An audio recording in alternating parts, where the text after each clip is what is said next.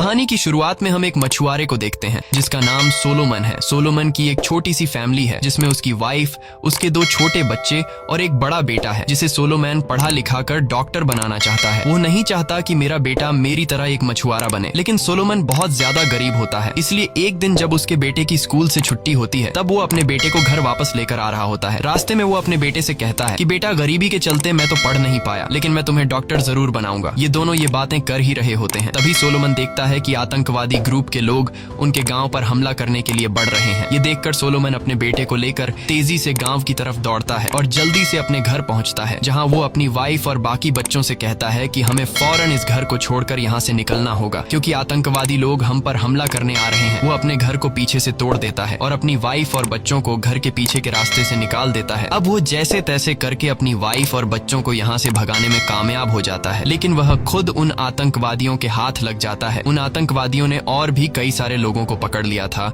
और कई लोगों को मार दिया था। इस आतंकवादी ग्रुप में बच्चे भी थे जो सरकार से नफरत करते थे और जो कोई भी सरकार को सपोर्ट करता था ये आतंकवादी लोग उसे मार डालते हैं। अब यहाँ आतंकवादी ग्रुप का जो लीडर होता है वो लोगों के हाथ काट रहा होता है ताकि ये लोग सरकार को वोट न दे सकें। जब सोलोमन की बारी आती है और एक आतंकवादी उसका हाथ काटने ही वाला होता है तभी ग्रुप का लीडर उसे रोक लेता है। ग्रुप का लीडर देखता है कि सोलोमन ताकतवर और मजबूत है, इसलिए ये लोग सोलोमन को जीप में बिठाकर एक ऐसी जगह ले जाते हैं जहां ढेर सारे मजदूर एक नदी में कच्चे हीरे ढूंढ रहे थे। ये लोग इन मजदूरों पर बहुत ज्यादा जुल्म करते हैं और सोलोमन को भी इनके साथ हीरे ढूंढने के काम पर लगाया जाता है। दरअसल ये आतंकवादी ग्रुप इन कच्चे हीरों का बिजनेस करते हैं। इन कच्चे हीरों के बदले ये लोग हथियार खरीदते हैं ताकि इनकी आर्मी मजबूत रहे और सरकार के साथ लड़ सके। यहाँ गांव से पकड़े गए मजदूर लोग नदी में कच्चे हीरे ढूंढने के काम पर लगे होते हैं और आतंकवादी ग्रुप के लोग इन पर बंदूक तान कर खड़े होते हैं ताकि ये लोग हीरे चोरी न कर सकें। ग्रुप का लीडर मजदूरों से चिल्लाकर कहता है कि जिसने भी हीरा चुराने की कोशिश की उसे मार दिया जाएगा। यहाँ सोलोमन भी उन मजदूरों के साथ हीरे ढूंढने में लगा होता है और तभी हम देखते हैं कि एक मजदूर को हीरे का एक छोटा सा टुकड़ा मिल जाता है। वह मजदूर हीरे को देखकर उसके मन में लालच जाग जाती है, इसलिए वह इस हीरे को लीडर को देने के बजाय अपने मुंह में छुपा लेता है और ऐसा करते हुए आतंकवादी ग्रुप का लीडर उसे देख लेता है। यह देखकर वह उस मजदूर को अपने पास बुलाता है और उससे हीरा मांगता है। अब वो मजदूर अपने मुंह से हीरे का टुकड़ा निकालकर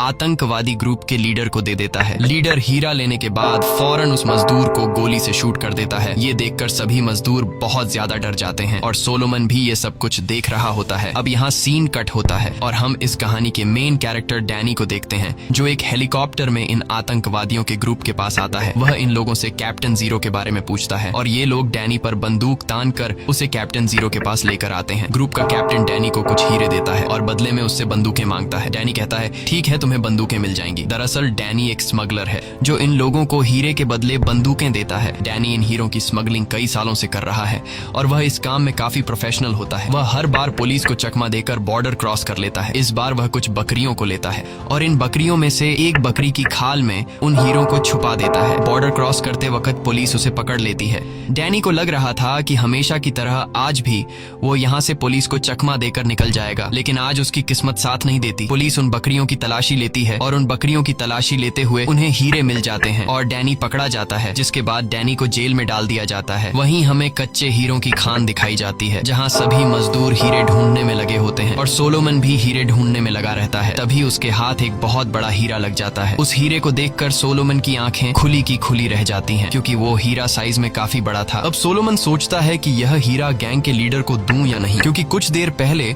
आतंकवादी ग्रुप का लीडर एक छोटे हीरे के टुकड़े की वजह से एक आदमी को मार चुका था। डर के मारे सोलोमन को यह हीरा ग्रुप के लीडर को देने का ख्याल आता है, लेकिन फिर वह सोचता है कि इस हीरे से मैं माला माल हो सकता हूँ। लकीली उसी वक्त वहाँ पर पानी को पंप करने वाली मोटर खराब हो जाती है जहाँ से प्रेशर से पानी निकलता है, जिससे सारे लोगों का ध्यान उस तरफ चला जाता है और मौके का फायदा उठाते हुए सोलोमन इस बड़े हीरे के टुकड़े को अपने पैरों की उंगलियों में छिपा लेता है। अब सोलोमन समझ जाता है कि अगर जल्दी इस हीरे के टुकड़े को छुपा कर नहीं रखा गया तो यह हीरा मेरे पास पकड़ा जाएगा और हीरा चोरी करने के जुर्म में मुझे मार दिया जाएगा। अब सोलोमन चालाकी दिखाते हुए एक आतंकवादी से बाथरूम जाने का बहाना बनाता है। वो आतंकवादी सोलोमन को वॉशरूम जाने की इजाजत दे देता है, लेकिन जैसे ही सोलोमन जाने वाला होता है तभी ग्रुप का लीडर सोलोमन के पास आता है और सोलोमन की चेकिंग करने लग जाता है। अब सोलोमन को लगता है कि वो पकड़ा जाएगा, लेकिन ग्रुप का लीडर सोलोमन की काफी बारीकी से चेकिंग लेने के बाद भी उसे कुछ नहीं मिलता, क्योंकि सोलोमन ने वो हीरा काफी सेफ जगह में छुपा रखा था। अब गैंग का लीडर भी सोलोमन को जाने देता है और सोलोमन उनसे काफी दूर जाकर झाड़ियों में बैठ जाता है, जहां वो इस हीरे के टुकड़े को निकालकर एक खड्डे में दफनाने ही वाला होता है। तभी पीछे से वही ग्रुप का लीडर आकर सोलोमन पर बंदूक तान देता है और वो कहता है, ये हीरा मुझे दे दो और चालाकी बिल्कुल भी मत करना वरना तुम मारे जाओगे। अब सोलोमन उसे वो हीरा देने ही वाला होता है, तभी वहाँ पर इस कंट्री की आर्मी उन पर अटैक कर देती है और जो लीडर सोलोमन से हीरा मांग रहा होता है वो बुरी तरह से घायल हो जाता है। अब सोलोमन जल्दी से उस हीरे को एक कड़े में छिपा देता है और वहाँ से भागने लगता है, लेकिन तभी आर्मी वाले उसे एक आतंकवादी समझकर पकड़ लेते हैं और जेल में डाल देते हैं। ये वही जेल होता है जहाँ पर डैनी को रखा गया था। डैनी भी वहाँ पर मौजूद होता है। तभी गार्ड वाले स्ट्रेचर पर एक आदमी को लेकर आते हैं जो बुरी तरह से घायल था, और ये आदमी कोई और नहीं बल्कि आतंकवादी ग्रुप का लीडर होता है, जिसने सोलोमन के पास वो बड़ा हीरा देखा था। जब वो सोलोमन को देखता है तो वो चिल्लाकर कहने लगता है, मुझे मेरा हीरा वापस दो जो तुमने मुझसे चुराया था। यहाँ ग्रुप का लीडर सोलोमन के आसपास कैदियों से कहता है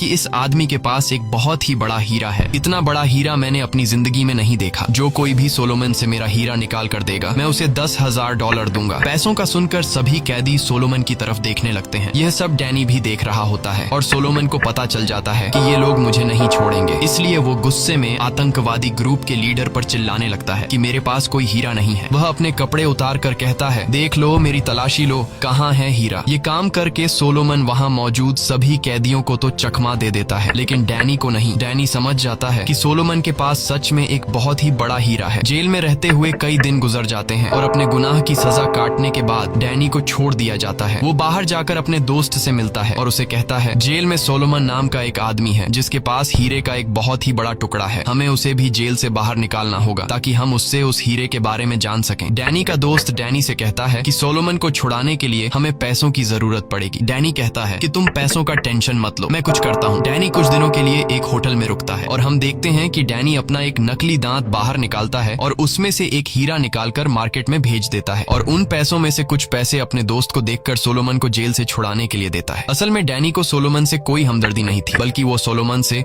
वो हीरा हासिल करना चाहता था। कुछ दिन बाद हम देखते हैं कि सोलोमन भी जेल से आजाद हो चुका है। जेल से निकलते ही सोलोमन के पास उसका दोस्त आता है और उसे कुछ पैसे और डैनी का कांटेक्ट देता है और कहता है, डैनी से कांटेक्ट कर लेना। लेकिन सोलोमन ऐसा बिल्कुल नहीं करता। वह डैनी से कांटेक्ट करने के बजाय अपनी फैमिली को ढूंढने लगता है। दूसरी तरफ डैनी एक बार में जाता है जहाँ पर उसकी मुलाकात एक लड़की से होती है जिसका नाम मैडी है। डैनी मैडी को देखकर उसे पसंद करने लगता है, लेकिन बातचीत के दौरान जब डैनी को पता चलता है कि मैडी एक रिपोर्टर है तो डैनी उससे यहीं पर छोड़कर जाने लगता है। रिपोर्टर को पहले से ही पता था कि डैनी एक हीरो का स्मगलर है और अब रिपोर्टर डैनी के पीछे जाकर उससे हीरो की स्मगलिंग के बारे में जानने की कोशिश करती है। रिपोर्टर डैनी से एक आदमी के बारे में पूछती है जिसका नाम रोलेक्स है, लेकिन डैनी उसे रोलेक्स के बारे में कुछ भी नहीं बताता। दरअसल रोलेक्स अमेरिका का सबसे बड़ा हीरो का बिजनेसमैन होता है। दूसरी तरफ हम सोलोमन को देखते हैं जो एक रेफ्यूजी कैंप में जाता है और वहाँ अपनी फैमिली को ढूंढने लगता है, लेकिन वहाँ उसे अपनी फैमिली का कोई भी नहीं मिलता। वह बाहर लगाई गई लिस्ट को भी देखता है, लेकिन उस लिस्ट में भी सोलोमन की फैमिली का कोई पता नहीं चल रहा था। दरअसल सोलोमन की फैमिली एक पहाड़ी इलाके में आतंकवादी ग्रुप से छिपी हुई थी, लेकिन तभी वहाँ पर आतंकवादी ग्रुप आ जाता है और वो वहाँ पर कई लोगों को पकड़कर अपने साथ ले जाते हैं, जिनमें से एक सोलोमन का बेटा भी होता है। ये आतंकवादी ग्रुप उन बच्चों को अपने बेस पर ले जाते हैं जहाँ पर ये आतंकवादी उन बच्चों का ब्रेन वॉश करते हैं। वो इन बच्चों को बंदूक देकर लोगों को मारने के तरीके सिखाते हैं। यह लोग बच्चों को नशे के इंजेक्शन भी लगाते हैं ताकि इनसे बुरे काम करवा सकें। अब यहाँ हम डैनी को देखते हैं जिसके पास एक आदमी आता है और वो आदमी डैनी को एक पर्ची पकड़ाकर कहता है कि कर्नल ने तुम्हें बुलाया है, जिसके बाद डैनी कर्नल के पास चला जाता है। दरअसल डैनी 19 साल का था तब से वो कर्नल के पास है। डैनी ने कई सालों तक कर्नल की प्राइवेट आर्मी टीम में ड्यूटी भी की, लेकिन अब डैनी ने प्राइवेट आर्मी की नौकरी छोड़ दी है। कर्नल एक बहुत ही बेरहम इंसान है जो अपने फायदे के लिए किसी को भी इस्तेमाल कर सकता है और कर्नल ने डैनी को इसलिए बुलाया था क्योंकि अब कर्नल को भी उस हीरे के टुकड़े के बारे में पता चल चुका था। कर्नल डैनी से कहता है कि पिछली बार तुम्हारी वजह से मेरा कई हीरो का नुकसान हुआ था, इसलिए अब तुम मुझे वह बड़ा हीरे का टुकड़ा ला कर दोगे। असल में पिछली बार जब डैनी बकरियों के काल में हीरे के टुकड़े छुपाकर बॉर्डर क्रॉस करते हुए पकड़ा गया था, उन हीरो में कर्नल का भी हिस्सा था, इसलिए कर्नल डैनी से कहता है कि तुम मेरे कर्जदार हो। दरअसल ये सभी एक दूसरे के साथ जुड़े हुए हैं। डैनी कर्नल के लिए काम करता है। कर्नल डैनी को हथियार देता है और डैनी उन हथियारों को आतंकवादी ग्रुप को सप्लाई करता है। बदले में डैनी उन आतंकवादियों से हीरे लेता है और वो हीरे डैनी कर्नल को देता है और कर्नल इन हीरों को अमेरिका के सबसे बड़े डायमंड बिजनेसमैन रोलेक्स को पहुंचाता है। इस तरह से इनका यह इलीगल बिजनेस चलता है और इस इलीगल बिजनेस में कई मासूम लोगों की जान चली जाती है। अगले सीन में हम डैनी और सोलोमन को देखते हैं। डैनी सोलोमन से कहता है कि वह बड़ा हीरा जो तुम्हारे पास है उसका आधा मालिक मैं भी हूँ, क्योंकि मैंने तुम्हें जेल से छुड़ाया है। लेकिन सोलोमन डैनी को इग्नोर कर देता है और कहता है कि मेरे पास कोई भी हीरा नहीं है। डैनी सोलोमन से कहता है कि अगर तुम चाहते हो कि तुम दोबारा अपनी फैमिली से मिलो तो इस दुनिया में सिर्फ एक मैं ही हूँ जो तुम्हें तुम्हारी फैमिली से मिलवा सकता हूँ, लेकिन इसके लिए तुम्हें मेरा एक काम करना होगा। तुम्हारे पास जो हीरा है मुझे उसके बारे में बता दो, बदले में मैं तुम्हें तुम्हारी फैमिली से मिलवा दूंगा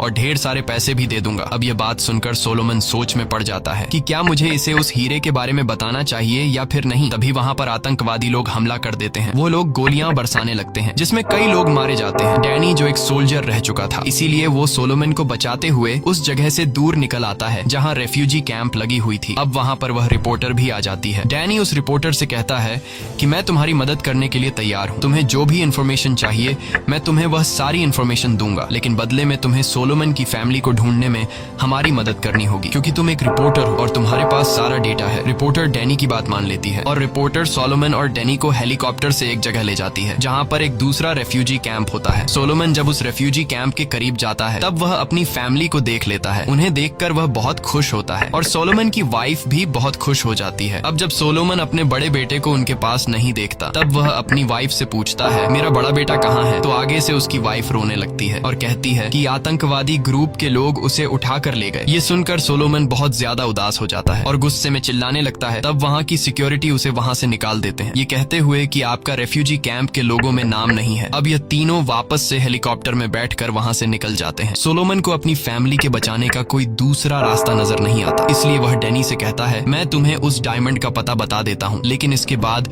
जो भी पैसे आएंगे उससे तुम मेरे साथ मेरे बेटे को उन लोगों से आजाद करने में मेरी मदद करोगे। यहाँ पर डैनी मान जाता है। अब वह लोग वहाँ जाने के लिए तैयार होने लगते हैं, लेकिन वहाँ जाना इतना आसान नहीं था क्योंकि वे आतंकवादी लोग बहुत ही ज्यादा खतरनाक थे। अब यहाँ डैनी कहता है मैं जिस आदमी के लिए काम करता हूँ वह एक कर्नल है और उसके पास आर्मी की एक पूरी यूनिट है जो इन आतंकवादियों से लड़ सकती है, इसीलिए हमें पहले उनके पास जाना चाहिए। डैनी की बात उन्हें ठीक लगती है। इसके बाद यह तीनों गाड़ी में बैठकर उस जगह के लिए निकल पड़ते हैं। कुछ रास्ता तय करने के बाद यह लोग पैदल जंगल में आगे बढ़ने लगते हैं। ये जंगल काफी ज्यादा घना होता है और कई घंटों के सफर करने के बाद यह लोग रास्ता भटक जाते हैं। उन्हें कुछ समझ नहीं आ रहा होता कि जाना किस तरफ है। तभी उनके सामने जंगल के आदिवासी लोग आ जाते हैं और वो लोग इन्हें घेर लेते हैं, लेकिन रिपोर्टर उन्हीं की लैंग्वेज में उनसे बात करने लगती है और उन्हें इस बात की यकीन दिलाती है कि हम आप लोगों को कोई नुकसान नहीं पहुंचाएंगे, इसलिए आप भी हमें कुछ मत कहिएगा। इसके बाद इन लोगों में दोस्ती हो जाती है और वे जंगल के लोग उन्हें अपने ठिकाने पर ले जाते हैं जहाँ यह लोग कुछ देर के लिए आराम करते हैं। अब यहाँ डैनी देखता है कि रिपोर्टर बहुत ज्यादा परेशान है। डैनी रिपोर्टर से उसकी परेशानी की वजह पूछता है। तब रिपोर्टर बताती है कि अगर मैं चाहती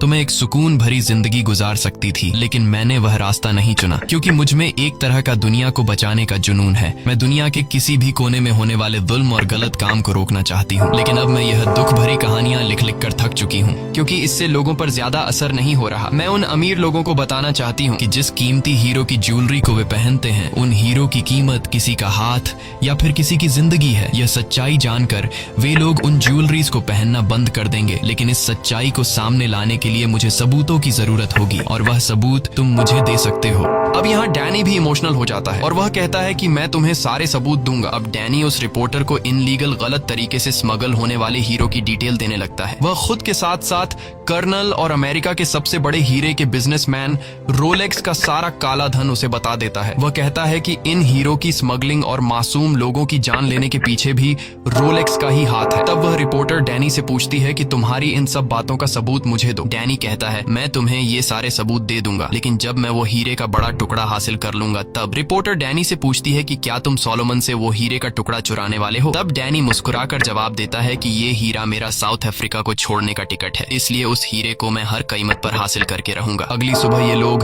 एक मिलिट्री कैंप तक पहुंच जाते हैं और ये मिलिट्री कैंप किसी और का नहीं बल्कि डैनी जिस कर्नल के लिए काम करता था ये उसी कर्नल का कैंप होता है। यहाँ डैनी की मुलाकात कर्नल से होती है। कर्नल डैनी से कहता है कि हमारी मिलिट्री को ज्वाइन कर लो, हम जल्द ही इन आतंकवादियों को खत्म करने के लिए निकलने वाले हैं। तब डैनी कर्नल को समझाता है कि इतनी जल्दी नहीं, ऐसे में वो सब लोग भाग जाएंगे। डैनी उससे कहता है कि पहले मैं और सोलोमन उस जगह पर जाएंगे, वहाँ की पूरी सिचुएशन समझने के बाद मैं तुमसे कांटेक्ट करूंगा और तब तुम अपनी टीम के साथ उन लोगों पर हमला कर देना। कर्नल इस बात को मान जाता है। इसके बाद डैनी सीधा उस रिपोर्टर के पास आता है और उससे कहता है कि मैं और सोलोमन यहाँ से जाने वाले हैं। ये सुनकर वो रिपोर्टर बहुत ज्यादा इमोशनल हो जाती है, क्योंकि डैनी और रिपोर्टर अब एक दूसरे को पसंद करने लगे थे। डैनी उस रिपोर्टर को एक डायरी देता है जिसमें रोलेक्स और उसके रॉ डायमंड्स के बिजनेस की सारी डिटेल्स होती हैं। डैनी जाते हुए उस रिपोर्टर से कहता है कि जब भी मुझे मौका मिला तो मैं तुम्हें कॉल जरूर करूंगा। इसके बाद डैनी और सोलोमन उस जगह की तरफ बढ़ने लगते हैं जहाँ पर सोलोमन ने वो हीरा गाड़ा था। कई घंटों से जंगल में सफर करने के बाद रात हो जाती है। रात को यह दोनों जब जंगल में आगे बढ़ रहे होते हैं तभी वहाँ पर आतंकवादी ग्रुप की एक गाड़ी आती है जिसमें कुछ बच्चे बंदूक तान कर खड़े होते हैं और उन्हीं बच्चों में सोलोमन अपने बेटे को देख लेता है। अपने बेटे को देखते ही सोलोमन खुद पर कंट्रोल नहीं रख पाता और वो अपने बेटे को आवाज देने लगता है। पर इससे पहले कि सोलोमन का बेटा अपने बाप को देख पाता, बाकी लड़के सोलोमन को देख लेते हैं और वो इन पर फायरिंग करने लग जाते हैं। ये दोनों अपनी जान बचाते हुए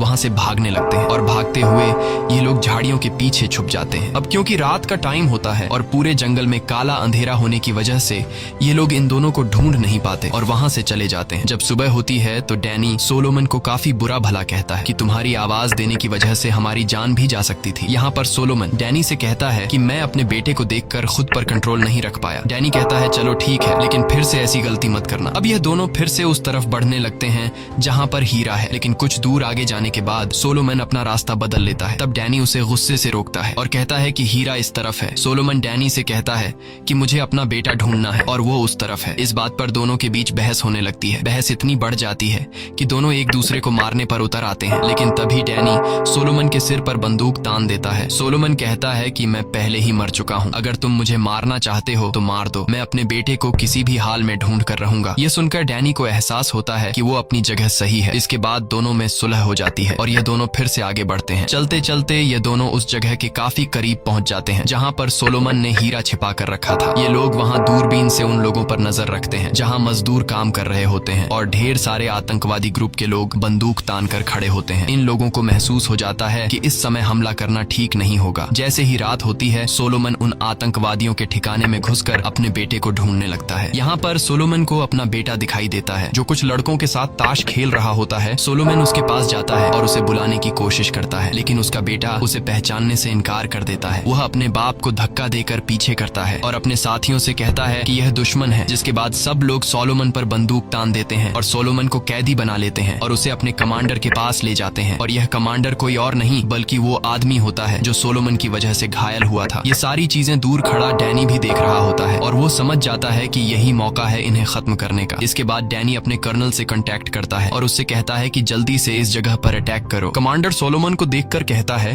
कि मैं जानता था कि तुम यहाँ हीरा ढूंढने जरूर आओगे और अब जब तुम आ गए हो तो तुम मुझे वह हीरा लाकर दोगे। लेकिन सोलोमन हीरा देने से इनकार कर देता है। ये सुनकर कमांडर गुस्सा हो जाता है और वह सोलोमन के बेटे को पकड़कर कहता है कि अगर तुम मुझे उस हीरे के बारे में नहीं बताओगे तो मैं तुम्हारे बेटे को यहीं पर मार दूंगा। अब यहाँ पर सोलोमन अपने बेटे को बचाने के लिए उसे हीरे का पता बताने ही वाला होता है कि तभी कर्नल के लोग आ जाते हैं। कर्नल के लोग हेलीकॉप्टर से नीचे मौजूद सभी लोगों पर अंधाधुंध गोलियां बरसाना शुरू कर देते हैं। अब सोलोमन का बेटा बहुत ज्यादा डर जाता है और उसे गोलियां लगने ही वाली होती हैं। तभी डैनी आकर उसे बचा लेता है। दूसरी तरफ सोलोमन आतंकवादी ग्रुप के कमांडर को मार देता है। कर्नल के लोग यहाँ मौजूद सभी आतंकवादियों को मार डालते हैं और कर्नल के लोग इस पूरे एरिया को अपने कंट्रोल में ले लेते हैं। इसके बाद कर्नल डैनी के पास आता है और उसे कहता है कि अब मुझे उस हीरे के बारे में बताओ। डैनी कहता है कि मैं तुम्हें उस हीरे के बारे में बताऊंगा, लेकिन हम उसका आधा आधा करेंगे। कर्नल तुरंत डैनी की बात मान लेता है। डैनी यह देखकर शक में पड़ जाता है कि कर्नल इतनी आसानी से कैसे मान गया, क्योंकि कर्नल बहुत ही बेरहम इंसान है और पैसे के लिए किसी को भी मार सकता है। डैनी समझ जाता है कि हीरे के मिलने के बाद कर्नल उसे और सोलोमन को मार देगा। अब डैनी सोलोमन के पास जाता है और उसके कान में चुपके से कहता है कि जब तुम वह हीरे का टुकड़ा निकालोगे तब तुम कर्नल का ध्यान भटका देना और मौके का फायदा उठाते हुए मैं वहीं पर कर्नल को शूट कर दूंगा। वह सोलोमन को बताता है कि अगर हम ऐसा नहीं करते तो हीरा मिलते ही कर्नल हम दोनों को मार देगा। सोलोमन डैनी की बात मान लेता है। इसके बाद वे सभी उस जगह की ओर जाते हैं जहां सोलोमन ने हीरा छुपाया था। उस जगह पहुंचने के बाद सोलोमन जमीन खोदना शुरू कर देता है जहां उसने हीरा छुपा कर रखा था। जैसे ही सोलोमन हीरा निकालने वाला होता है, डैनी फौरन कर्नल के साथियों पर हमला कर देता है और उनसे हथियार छीनकर उन्हें मार डालता है। यहाँ डैनी कर्नल को भी शूट कर देता है, लेकिन इस दौरान डैनी को भी एक गोली लग चुकी थी। अब सोलोमन हीरा निकाल लेता है और वह हीरा सोलोमन डैनी को दे देता है। जैसे ही वे दोनों यहाँ से निकलने वाले होते हैं, सोलोमन का बेटा आकर डैनी पर बंदूक तान देता है क्योंकि वो पूरी तरह से ब्रेन वॉश हो चुका था। सोलोमन उसे आवाज देता है, तुम मेरे बेटे हो, लेकिन वह अपने पिता को पहचानने से इनकार कर देता है। तब सोलोमन उसे उसकी माँ के घर और उसके भाई बहनों की याद दिलाता है। ये सुनकर सोलोमन का बेटा रोने लगता है और वह अपने पिता के गले लग जाता है। तभी आर्मी के और लोग भी आ जाते हैं, इसलिए ये लोग खुद को बचाते हुए यहाँ से भागने लगते हैं। रास्ते में डैनी अपने एक दोस्त को कॉल करता है और हेलीकॉप्टर लाने को कहता है। कुछ देर बाद हेलीकॉप्टर पहुंच जाता है, लेकिन वह यहाँ लैंड नहीं कर सकता था, इसलिए वह हेलीकॉप्टर ऊपर पहाड़ी की चोटी पर उतरेगा। कुछ दूर जाने के बाद गोली लगने की वजह से डैनी आगे नहीं चल सकता था। तब सोलोमन उसे अपने कंधे पर उठाकर ले जाने लगता है, लेकिन गोली लगने की वजह से डैनी का बहुत खून बह चुका था। इसलिए वो सोलोमन से कहता है कि अब मैं आगे नहीं चल सकता, तो मैं अकेले ही जाना होगा। और डैनी अपने जेब से हीरे का टुकड़ा निकालकर सोलोमन को दे देता है। सोलोमन कहता है कि मुझे लगा तुम मुझसे ये हीरा चुरा लोगे। डैनी हंसते हुए कहता है, हाँ सोचा तो मैंने भी ऐसा ही था, लेकिन अब मुझे लगता है कि इस हीरे की जरूरत सबसे ज्यादा तुम्हें है। ये है तुम्हारे बेटे का फ्यूचर। तुमने मुझे बताया था ना कि मैं अपने बेटे को डॉक्टर बनाना चाहता हूँ। ये सुनकर सोलोमन बहुत ज्यादा इमोशनल हो जाता है। डैनी सिर्फ सोलोमन को हीरा नहीं देता, बल्कि वह इसे उस रिपोर्टर का कॉन्टेक्ट दे देता है। साथ ही वो सोलोमन को अपनी बंदूक पकड़ाते हुए कहता है कि अभी कुछ देर बाद हेलीकॉप्टर तुम्हें लेने आएगा, लेकिन तुम उस आदमी पर बिल्कुल भी भरोसा मत करना। अगर तुम्हें कुछ भी गड़बड़ नजर आए तो तुम सीधे उसे शूट कर देना। अब यहाँ सोलोमैन और उसका बेटा ऊपर हेलीकॉप्टर की तरफ बढ़ने लगते हैं, लेकिन तभी नीचे से कर्नल के लोग आ जाते हैं। तब यहाँ डैनी सोलोमैन और उसके बेटे को कवर देते हुए कर्नल के लोगों को मार डालता है। इसके बाद वह उस रिपोर्टर को कॉल करता है जिससे डैनी पसंद करने लगा था। डैनी की आवाज सुनकर रिपोर्टर बहुत ज्यादा खुश होती है। डैनी रिपोर्टर को बताता है कि तुम्हें मुझ पर एक एहसान करना होगा। मैंने तुम्हारे पास सोलोमन और उसके बेटे को भेजा है, तुम्हें उन्हें रेस्क्यू करना होगा। तब वह रिपोर्टर डैनी से पूछती है कि तुम जख्मी हो। डैनी कहता है, हाँ मैं जख्मी तो हूँ, लेकिन मैं एक बहुत ही खूबसूरत जगह पर बैठा हूँ। मुझे खुशी है कि मैं तुमसे मिला। यह कहते ही डैनी कॉल काट देता है और उसी जगह पर डैनी की मौत हो जाती है। कुछ देर बाद हेलीकॉप्टर सोलोमन और उसके बेटे को लेने आता है और ये दोनों हेलीकॉप्टर में बैठकर चले जाते हैं। इसके बाद हमें दिखाया जाता है कि सोलोमन लंदन पहुंच गया है, जहां उसे रिपोर्टर मिलती है।